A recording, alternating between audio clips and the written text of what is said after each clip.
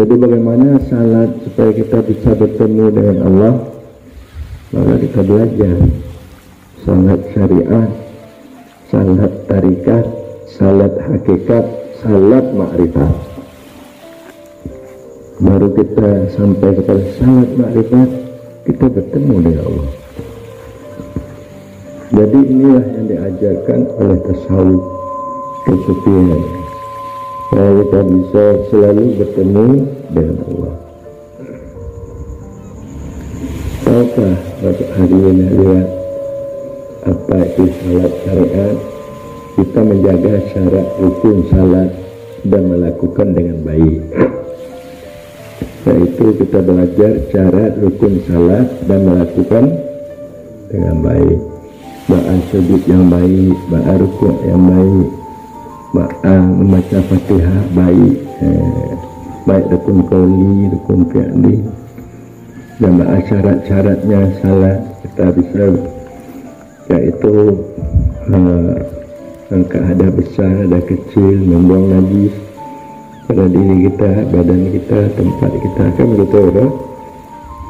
Jadi kalau perempuan jangan terbuka aurat di dalam salat, mana salat perempuan, aurat perempuan dalam salat, jadi kita pelihara, dan laki-laki juga.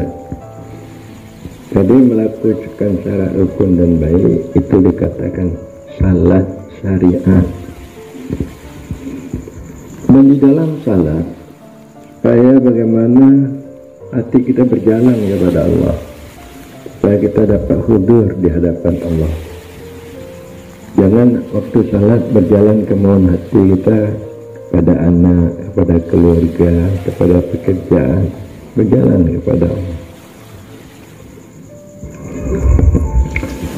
Dengan makna tidak teringat kita atau kelingan hati kita kepada selain Allah dan kepada diri kita.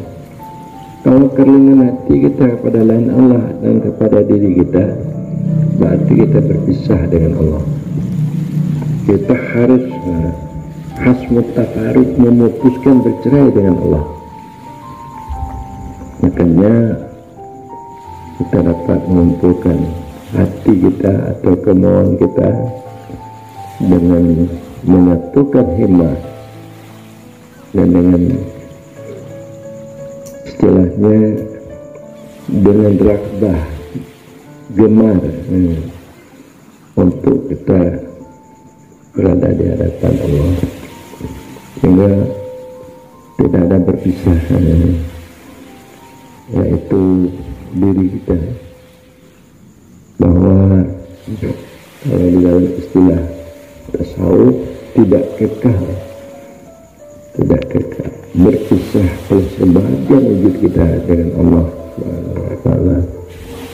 Jadi kita itu tarekat, supaya dalam salat bagaimana supaya hati kita selalu berjalan.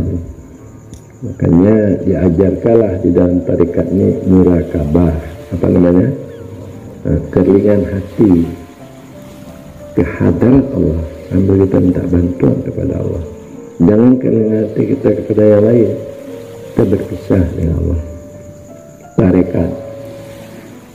Kemudian dapat pula kita berhakikat. Samping kita bertarekat, kita berhakikat. Makna berhakikat ini terputus selain Allah di dalam batin kita. Hanya Allah, terputus selain Allah dalam batin kita. Jadi kalau tarekat, berkumpul kemauan kita untuk dekat dengan Allah. Kalau hakikat, terputus sangkutan hati kita kepada lain Allah.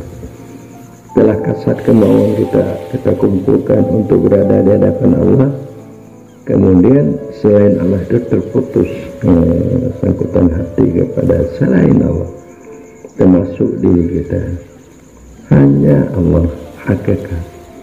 Tentu untuk memutuskan ini terputus karena mendapat istilahnya tasawuf barak kasyaf, kilat terbuka keberadaan Allah itu tajali dalam batin kita. kemudian kita dapat bermakrifat dengan makna Allah yang menyaksikan dirinya dengan dirinya. Berarti kita sudah hilang ananiyah kita, wujud diri kita di dalam wujud Allah. Maka pada waktu hilanglah dapat kita memandang Allah. Waktu kita tidak ada, kita dapat memandang Allah.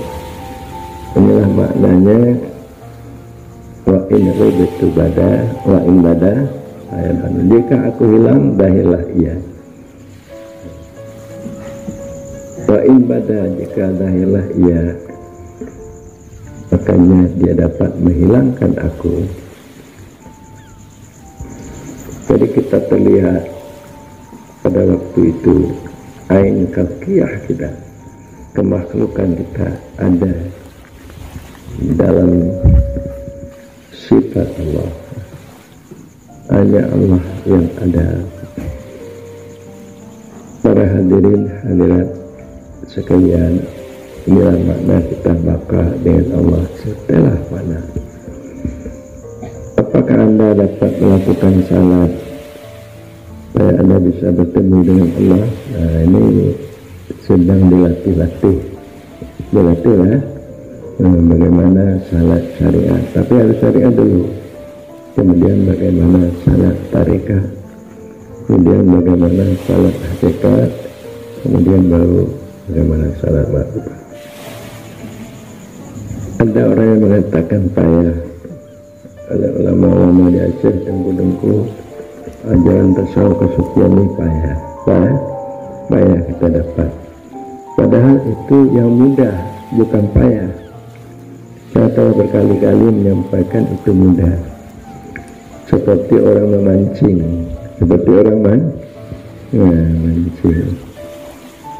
Pertama, kalau kita pergi mancing, ada pancing. Kemudian pancing itu kita lemparkan ke dalam sungai atau ke dalam laut.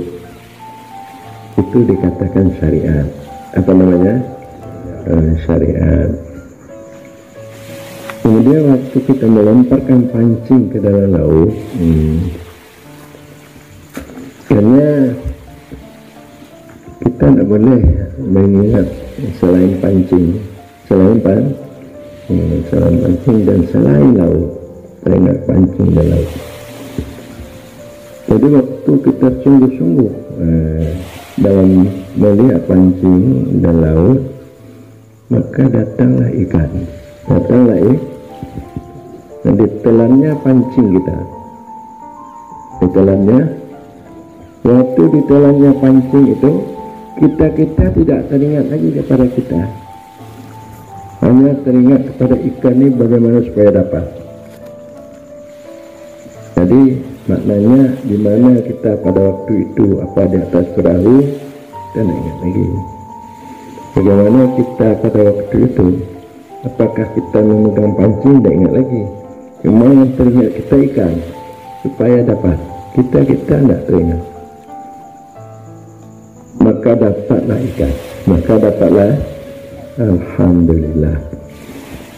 Itu contoh umpamanya syariat, tarikat, hakikat, ma'rifat. Tapi kita memancing, untuk memancing itu bisa seperti itu. Tapi untuk salat, supaya kita memancing Allah, tidak dapat, tidak ada. Nah, padahal Allah itu lebih dekat dengan kita dari ikan. Mana yang dekat Allah dengan ikan dengan kita?